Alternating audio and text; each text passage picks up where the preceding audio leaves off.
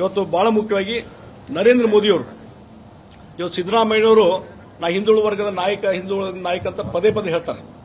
ಆದರೆ ಇವತ್ತು ಯಾರು ನರೇಂದ್ರ ಮೋದಿಯವರು ಒಂದು ಹಿಂದುಳಿದ ವರ್ಗದಿಂದ ಬಂದಂತವರು, ಅವರು ಗುಜರಾತ್ನಲ್ಲಿ ಸತತವಾಗಿ 13 ರಿಂದ 15 ವರ್ಷ ಮುಖ್ಯಮಂತ್ರಿಯಾಗಿ ಕೆಲಸ ಮಾಡಿದ್ರು, ಸತತವಾಗಿ ಮುಖ್ಯಮಂತ್ರಿಯಾಗಿ ಕೆಲಸ ಮಾಡಿದ್ರು. ಅದೇ ರೀತಿ ಇವತ್ತು ಪ್ರಧಾನಮಂತ್ರಿಯಾಗಿ 10 ವರ್ಷ ಕೆಲಸ ಮಾಡಿದ್ದಾರೆ. ಮತ್ತು ಇವತ್ತಿಗೂ ಸಹಿತ ಅವರು ಒಂದು ಇಮೇಜ್, ಒಂದು ಕ್ಲೀನ್ ಇಮೇಜ್ ಏನಿದೆ ಇವತ್ತು ಉಳಿಸಿಕೊಂಡೋಗಿದ್ದಾರೆ.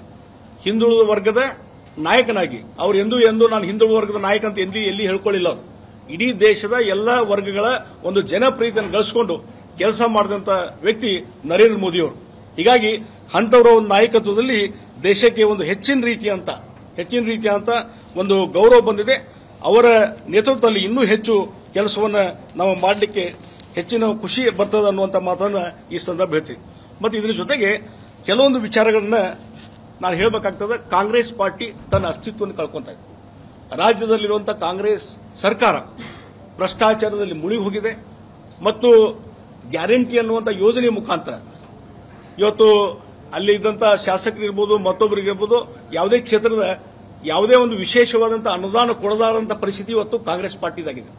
ಯಾವುದೇ ಅನುದಾನ ಕೊಡ್ಲಿಕ್ಕಾಗಿಲ್ಲ, ಹೊಸ ಕೆಲಸ ಕಾರ್ಯಗಳು ನಡೀತಾ ಇಲ್ಲ ಮತ್ತು ಹಿಂದಿನ ಬಿಲ್ಗಳನ್ನು ತುಂಬಲಿಕ್ಕೆ ಆಗ್ತಾ ಇಲ್ಲ. ಹೀಗಾಗಿ ಎಲ್ಲವೂ ಸ್ಥಗಿತ ಆದಂತಹ ಪರಿಸ್ಥಿತಿ ಇವತ್ತು ರಾಜ್ಯದಲ್ಲಿ ಆಗಿದೆ.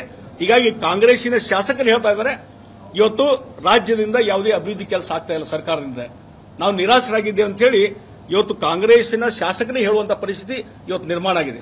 ಮತ್ತು ಎಲ್ಲಿವರೆಗೆ ಮೊನ್ನೆ ಗುಬ್ಬಿಯ ಕಾಂಗ್ರೆಸ್ ಶಾಸಕರು ಏನು ಹೇಳ್ತಾರೆ, ಅವರು ಇಲ್ಲ ಇಲೆಕ್ಷನ್ ಆದಮೇಲೆ, ಲೋಕಸಭಾ ಚುನಾವಣೆ ಆದಮೇಲೆ ಇವತ್ತು ಸಿದ್ದರಾಮಯ್ಯನವರು ರಾಜೀನಾಮೆ ಕೊಡಬೇಕಾಗ್ತದೆ ಅನ್ನುವಂಥ ಮಾತನ್ನು ಹೇಳ್ತಾರೆ. ಅಂದ್ರೆ they last the confidence in election, they last the confidence. ಈಗಾಗಲೇ ಅವರ ಸೋಲಿನ ಒಂದು ಹೆದರಿಕೆ ಪ್ರಾರಂಭ ಆಗಿದೆ. ಅದರ ಲಕ್ಷಣಗಳು ಕಾಂಗ್ರೆಸ್ ಶಾಸಕರ ಹೇಳಿಕೆಗಳಿಂದಲೇ ಬರ್ತಾ ಇದ್ದಾವೆ. ಈ ರೀತಿಯಂತ ಇನ್ ಫೈಟಿಂಗು ಕಾಂಗ್ರೆಸ್ ಇದೆ. ಮತ್ತು ನನಗಿರುವಂತಹ ಮಾಹಿತಿ ಪ್ರಕಾರ ಈ ಲೋಕಸಭಾ ಚುನಾವಣೆ ಆದಮೇಲೆ ಈ ಒಂದು ಸರ್ಕಾರ ಯಾವ ರೀತಿ ಕುಸಿದು ಬಿಡುತ್ತೆ ಹೇಳಲಿಕ್ಕೆ ಬರುವಂತ ಪರಿಸ್ಥಿತಿ. ಯಾಕಂದ್ರೆ ಅವರ ಶಾಸಕರೇ ಬಂಡಾಯ ಹೇಳುವಂತ ಪರಿಸ್ಥಿತಿ ಇವತ್ತು ನಿರ್ಮಾಣ ಆಗಿದೆ. At any time this government May collapse any time ಅನ್ನುವಂಥದ್ದನ್ನು ಈ ಸಂದರ್ಭದಲ್ಲಿ ಹೇಳ್ತೀನಿ. ಹೀಗಾಗಿ ಇವತ್ತು ಕಾಂಗ್ರೆಸ್ ಅವರಿಗೆ ನಾವೊಂದು ಕೇಳ್ತೀನಿ.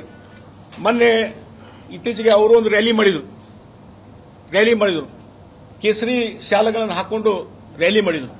ನಾನು ಕೇಳ್ತೀನಿ, ಕೇಸರಿ ಶಾಲನ್ನು ಹಾಕೊಳ್ಳುವ ಮುಖಾಂತರ ನಿಮ್ಮ ಮನಸ್ಥಿತಿ, ಕಾಂಗ್ರೆಸ್ಸಿನ ಕಲ್ಚರ್ ಎಂದೂ ಬದಲಾವಣೆ ಆಗುವುದಿಲ್ಲ, ಇದನ್ನು ತಿಳ್ಕೋರಿ. ಜನ ಕೇಸರಿ ಶಾಲೆ ಹಾಕಿದ ತಕ್ಷಣವೇ ಜನ ನಿಮಗೆ ಮರಳಾಗುವುದಿಲ್ಲ ಅನ್ನುವಂಥದ್ದನ್ನು ನಾ ಇಲ್ಲಿ ಸ್ಪಷ್ಟೀಕರಣ ಹೇಳ್ತಾ ಇದ್ದೀನಿ. ಇವತ್ತು ಕೇಸರಿ ಶಾಲೆ ಹಾಕೋದು ಒಂದ್ ಕಡೆ, ಹಿಂದೆ ಕುಮಾರಸ್ವಾಮಿಯವರು ನಮ್ಮ ಕೂಡ ಅಲೈನ್ಸ್ ಆದ್ಮೇಲೆ ಒಂದು ಕಾರ್ಯಕ್ರಮದಲ್ಲಿ ಕೇಸರಿ ಶಾಲೆ ಹಾಕಿದ್ದನ್ನೇ ಕಾಂಗ್ರೆಸ್ ಅವರು ಟೀಕೆ ಮಾಡಿದ್ರು. ಹಾಗಾದ್ರೆ ನೀವು ಮನೆ ಕೇಸರಿ ಶಾಲೆ ಹಾಕೊಂಡಿರಲ್ಲ, ಮನಸ್ಥಿತಿ ಬದಲಾವಣೆ, ಅಲ್ಪಸಂಖ್ಯಾತರ ತುಷ್ಟೀಕರಣ ಇನ್ನು ನಿಲ್ಲಿಸಲಿಕ್ಕೆ ಸಾಧ್ಯ ನಿಮ್ದು ಅದನ್ನ ಹೇಳಿ. ಅಲ್ಲಿ ಮೊನ್ನೆ ರಾಜ್ಯಸಭಾ ಇಲೆಕ್ಷನ್ ಆಯಿತು. ಅಲ್ಲೊಬ್ಬರು ಹೊಸದಾಗಿ ಇಲೆಕ್ಟ್ ಆದ್ಮೇಲೆ ಅವ್ರ ಅಕ್ಕಪಕ್ಕದಲ್ಲಿ ಇದ್ದಂಥವ್ರು ಏನ್ ಘೋಷಣೆ ಮಾಡಿದ್ರು, ಪಾಕಿಸ್ತಾನ್ ಜಿಂದಾಬಾದ್. ಆ ಮನಸ್ಥಿತಿ ಇದೆ ಅಲ್ಲ ನಿಮ್ದು ಕಾಂಗ್ರೆಸ್ನವ್ರದ್ದು, ಅದು ಎಂದಾದ್ರೂ ಬದಲಾವಣೆ, ಕೇಸರಿ ಶಾಲೆ ಹಾಕಿದ ತಕ್ಷಣ ಬದಲಾವಣೆ ಆಗ್ಲಿಕ್ಕೆ ಸಾಧ್ಯನ? ಜನ ನಿಮ್ಮನ್ನು ನಂಬುದಿಲ್ಲ. ಮತ್ತು ನಾವೊಂದು ಇಲ್ಲಿಗೆ ಸ್ಪಷ್ಟವಾಗಿ ಕೇಳಬಯಸಿದೆ ಕಾಂಗ್ರೆಸ್ ಅವರಿಗೆ, ಏನಂದ್ರೆ ಭಾರತೀಯ ಜನತಾ ಪಾರ್ಟಿ ಸರ್ಕಾರ ಇದ್ದಾಗ ಈ ಒಂದು ಗೋಹತ್ಯೆ ನಿಷೇಧ ಕಾನೂನು ನಾವು ತಗೊಂಡ್ಬಂದ್ವಿ, ಗೋಹತ್ಯೆ ನಿಷೇಧ ಕಾನೂನು. ಮತ್ತು ಅದೇ ಸಂದರ್ಭದಲ್ಲಿ ಭಾರತೀಯ ಜನತಾ ಪಾರ್ಟಿ ಸರ್ಕಾರ ಇದ್ದಾಗ ಮತಾಂತರ ನಿಷೇಧ ಕಾನೂನು ತಗೊಂಡ್ಬಂದ್ವಿ. ಈ ಸರ್ಕಾರ ಬಂದ ಮೇಲೆ, ಸಿದ್ದರಾಮಯ್ಯ ಸರ್ಕಾರ ಬಂದ ಮೇಲೆ, ಖರ್ಗೆ ಅವರ ಮಗ ಪ್ರಿಯಾಂಕ ಖರ್ಗೆ ಬಹಳ ದೊಡ್ಡ ಧ್ವನಿಯಲ್ಲಿ ಹೇಳಿದ್ರು, ಈ ಗೋಹತ್ಯೆ ನಿಷೇಧ ಕಾನೂನು ವಾಪಸ್ ತಗೊಂತೀವಿ, ಆಮೇಲೆ ಈ ಒಂದು ಮತಾಂತರ ನಿಷೇಧ ಕಾನೂನು ವಾಪಸ್ ತಗೊಂತೀವಿ. ಹಾಗತ್ತೆ ಅವತ್ತು ತೆಗೆದುಕೊಳ್ತಾ ಹೇಳಿದಂಥವ್ರು ಯಾಕೆ ಇನ್ನೂರು ತಗೊಂಡಿಲ್ಲ? ಯಾಕೆ ಆ ಹೆದರಿಕೆ ಸ್ಟಾರ್ಟ್ ಆಗಿದೆ? ನಾ ಇವತ್ತು ಕೇಳ್ತೀನಿ, ಇಲ್ಲಿದ್ದಂಥ ಸಚಿವರಿಗಾಗಲಿ, ಕಾಂಗ್ರೆಸ್ಸಿನ ನಾಯಕರಿಗೆ, ಸಿದ್ದರಾಮಯ್ಯರಿಗೆ, ಡಿ.ಕೆ. ಶಿವಕುಮಾರ್ ನಾ ಕೇಳಬಯಸಿದ್ದೇನೆ, ಈ ಎರಡೂ ಕಾನೂನು ಬಗ್ಗೆ, ಬಿಜೆಪಿ ತಂದಂತ ಈ ಕಾನೂನು ಬಗ್ಗೆ ನಿಮ್ಮ ನಿಲುವು ಏನು? ಸ್ಪಷ್ಟವಾಗಿ ಇದನ್ನು ಹೇಳಿ.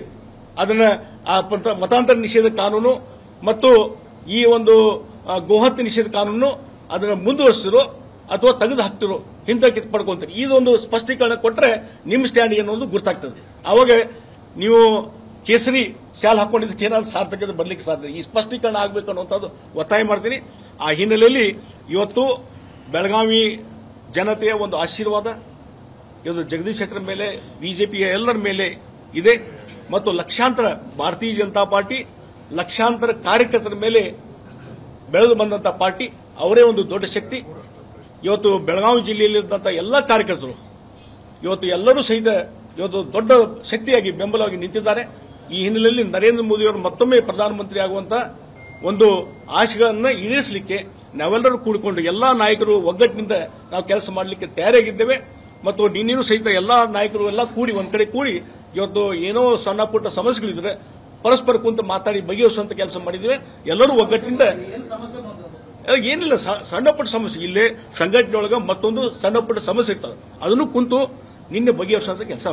ಅದಕ್ಕಾಗಿ ನಾವು ಒಂದು ಲಾಸ್ಟ್ ರಿಕ್ವೆಸ್ಟ್ ಮಾಡ್ತೀವಿ. ಆ ಹಿನ್ನೆಲೆಯಲ್ಲಿ ಇವತ್ತು ಎಲ್ಲರೂ ಒಗ್ಗಟ್ಟಿನ ಕೆಲಸ ಮಾಡಿದ್ರೆ ದಯವಿಟ್ಟು ಬೆಳಗಾವಿಯ ಜನತೆ ಬೆಳಗಾವಿ ಲೋಕಸಭಾ ಕ್ಷೇತ್ರದ ಜನತೆ ಇವತ್ತು ಭಾರತೀಯ ಜನತಾ ಪಾರ್ಟಿಯನ್ನ ಹೆಚ್ಚಿನ ರೀತಿ ಬೆಂಬಲ ಕೊಡಬೇಕು.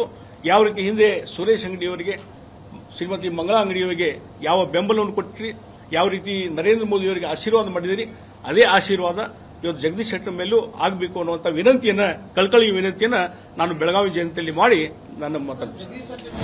ಅನುಕ್ಷಣದ ಸುದ್ದಿಗಳಿಗಾಗಿ ವಿಸ್ತಾರ ನ್ಯೂಸ್ ಯೂಟ್ಯೂಬ್ ಚಾನೆಲ್ ಸಬ್ಸ್ಕ್ರೈಬ್ ಮಾಡಿ. ಹೊಸ ಸುದ್ದಿಗಳ ನೋಟಿಫಿಕೇಶನ್ಗಾಗಿ ಬೆಲ್ ಐಕಾನ್ ಕ್ಲಿಕ್ ಮಾಡಿ. ಲೇಟೆಸ್ಟ್ ಅಪ್ಡೇಟ್ಸ್ಗಾಗಿ www.vistaranews.com ವೆಬ್ಸೈಟ್ಗೆ ವಿಸಿಟ್ ಮಾಡಿ. ಅಂಗೈಯಲ್ಲೇ ಜಗತ್ತಿನ ಸುದ್ದಿ ತಿಳಿಯಲು ವಿಸ್ತಾರ ನ್ಯೂಸ್ ಕನ್ನಡ ಆಪ್ ಡೌನ್ಲೋಡ್ ಮಾಡಿ.